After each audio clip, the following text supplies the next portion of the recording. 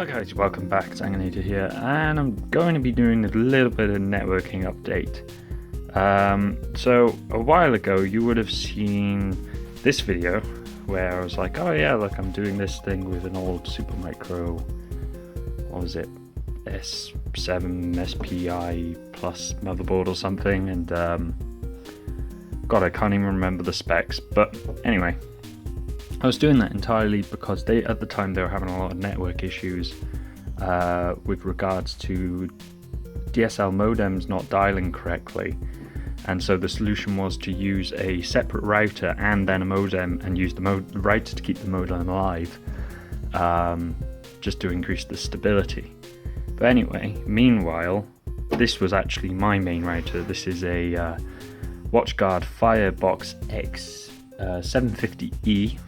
So 4 gigabit ports provided by standard. That's on the 550E, 750 and the 1000E, and then these extra 4 which are a slightly different controller. I believe they were both Marvell controllers, but one was slightly different, and with pfSense on this you can accidentally drop out the ports if you don't set a watchdog timer correctly, which was kind of dumb.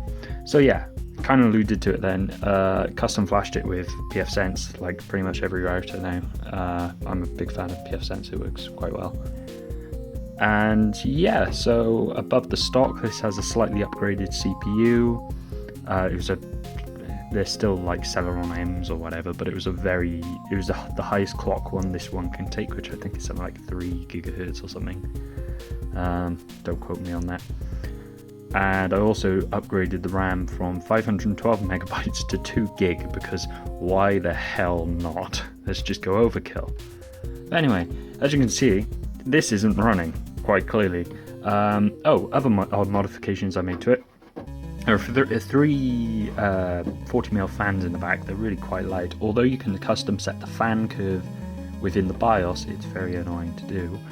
I simply replaced the fans for some black ice or something, I don't know. I only replaced 2 of them and then unplugged the other one because the system didn't complain, and then I could run the fans at full whack without the system going, you're not making the fans run fast enough. Yeah. Oh well, so as you can see, I'm not running this anymore. Why is that?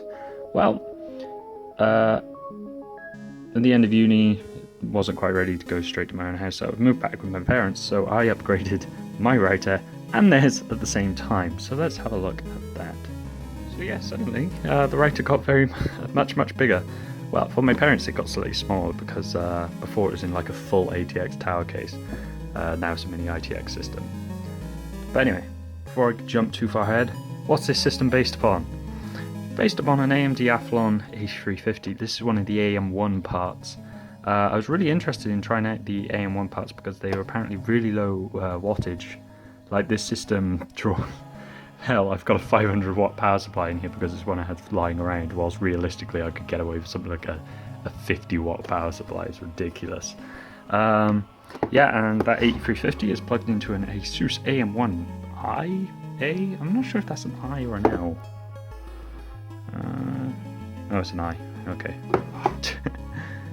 But yeah, what's great about this is it was printed when Windows 8.1 was coming out. So yeah, Windows 8.1 ready, and then this is a sticker. Yeah, it totally works, and there were actually an additional CD. So yeah, pretty standard little ITX board. This is actually one of my first ITX boards, which was pretty cool. So yeah, the case is oh god, a Phanteks Nth through Evolve ITX. As you can see, I've still got the plastic on this window because why not? So let's open it up and have a look inside. So this is most probably one of the lowest spec systems ever to grace this case. I'm gonna be honest with it. So what do we have in here? Let's start with the power supply, seeing as I mentioned it. It's a Corsair CX500M modular 500 watt power supply. As I said, totally overkill. It's just one I had lying around, so I thought why not use it. So as I said, AMD AM1 Athlon 8350 on the Asus AM1IA, and I have an Intel Pro 1000, is it PT or an MT? Can't remember now. Which is a quad port gigabit NEC that's in 4x PCIe configuration. I have, flipping out, I think this is 8 gigs of RAM. It really does not need 8 gigs. I will be taking one of these DIMMs out now. Non-ECC, don't really require it. I personally, ECC in a router makes no sense because ECC has a little more overhead, has a little more time that it needs to spend, you know, doing stuff, which for a router it's performance rather than let's make sure it's correct. Well, I guess.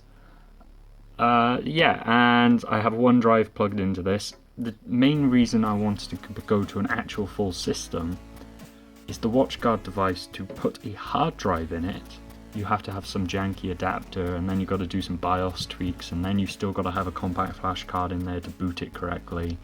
And then it wasn't guaranteed to work when you updated the system, because I could tell you updating that system usually killed it. So you'd have to like manually go and then reflash the card. The whole system ran off a compact flash, and I know the 2.25, I think it was, update for pfSense, it made it so you had to manually run the card in a mode. You had to run it in constant read-write rather than a read-only, because that's the advantage of using a compact flash card in an embedded system style, is if something happens to the firewall when it reboots, technically all fine, but because you had to run it in this read-write state, kind of defeated the purpose of having an embedded system. So disk on this is actually a Corsair LS, Corsair Force LS 60GB solid state drive. Solid state, why not? I was upgrading the SSD in my main rig, well, changing it out, wasn't really upgrading it, but I was changing it out, so I had the 60GB SSD I wanted to put in here, and I was going to I planned to use some caching so I can hopefully speed up, because we're on an incredibly crippled DSL line. Yeah, I don't want to even talk about that flipping internet connection. It's awful, absolutely awful. So yeah, that's just a quick update really on what hardware is now being used as the router. Not using some dated 10-year-old system, I'm using this low power AMD system. The great thing about this is actually the most expensive thing I bought was the case. I really like the case. I really do like the case. I plan to use it in the future in another build. Probably get a different case for the router. It was a good deal on the case at the time. Yeah, I think for the motherboard and the processor was something like 45 quid, and that's new, not used, which was incredible. Very cheap, very low power, and it's a quad core running at what is it, 2.1 gigahertz, I think it is. It says on the box somewhere 2.05 gigahertz. It has like no cache, but who cares, it's great. So yeah, I better plug this back in, get everything running again, and yeah, thanks for watching guys, and I shall catch you in the next one. After removing the RAM slot, I remember why I don't like this motherboard. Oh great, I'm just going to edit this in somewhere. See, I'm not liking this. This is like on my desktop board as well. There's a clip on the one side, and then there's just this weird slot thing on the other. Like, the whole idea of the clip is to hold the memory in, and also, so when I push it in and it goes, I'm like, oh yeah, RAM's seated. When it's down there, I don't know if it's seated properly. Ramble. Big fan up front, keeps it nice and cool. Hey presto.